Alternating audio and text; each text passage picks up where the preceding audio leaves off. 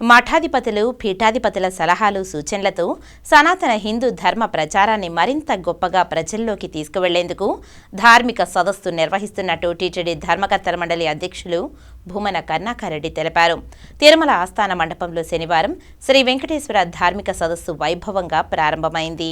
ఈ సందర్భంగా భూమన కరుణాకర్రెడ్డి ప్రారంభోత్సవ ఉపన్యాసం చేశారు. భారతదేశం పవిత్ర భూమి అని, ఇక్కడ వేదాలు ఆవిర్భవించాయని, సాక్షాత్తు శ్రీ మహావిష్ణువు వారు శ్రీరామమూర్తిగా శ్రీకృష్ణ స్వామి రూపాలలో అవతరించారని తెలిపారు. ఈ దేశంలోనే ధర్మాచరణకు దిక్సూచిగా తిరుమలలోని శ్రీ వెంకటేశ్వర స్వామి వారు స్వయంభుగా అవతరించారని అన్నారు. స్వామివారి ఆశీస్సులతో అనేక ధార్మిక, ఆధ్యాత్మిక, సామాజిక కార్యక్రమాలను నిర్వహిస్తున్నామని వివరించారు. హిందూ ధర్మాన్ని మరింత విస్తృతంగా ప్రచారం చేయడంలో భాగంగా పీఠాధిపతులు, స్వామీజీలు, భావసారూప్యం గల ఇతర హిందూ మత సంస్థల నిర్వాహకుల నుండి సముచితమైన సూచనలను, సలహాలను స్వీకరిస్తున్నామని తెలిపారు.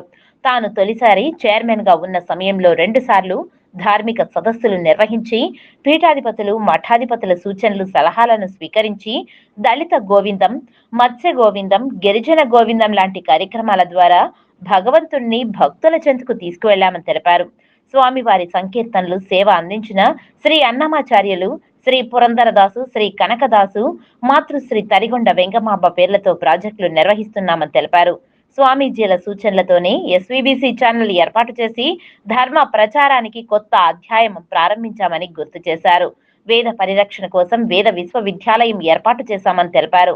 సనాతన హిందూ ధర్మ ప్రచారాన్ని చిత్తశుద్ధితో ప్రజలకు చేరువ చేస్తున్న టీటీడీపై అవాస్తవ విమర్శలు దాడి జరుగుతుందని కరుణాకర్రెడ్డి స్వామీజీలకు విన్నవించారు. మీ ఆశీస్సులతో సలహాలు, సూచనలను శాసనంగా భావించి టీటీడీ ధర్మ ప్రచారానికి పునరంకితం అవుతుందని ఆయన స్వామీజీలకు విన్నవించారు. తమ వైపు నుంచి ఏవైనా పొరపాట్లు జరిగి ఉంటే తగిన సూచనలు, సలహాలు ఇస్తే వాటిని సవరించుకోవడానికి సిద్ధంగా ఉన్నామని తెలిపారు. 3 రోజుల పాటు జరిగే ఈ సదస్సు సోమవారం ముగియనుంది. దేశంలోని వివిధ ప్రాంతాల నుంచి పీఠాధిపతులు, మఠాధిపతులు హాజరయ్యారు.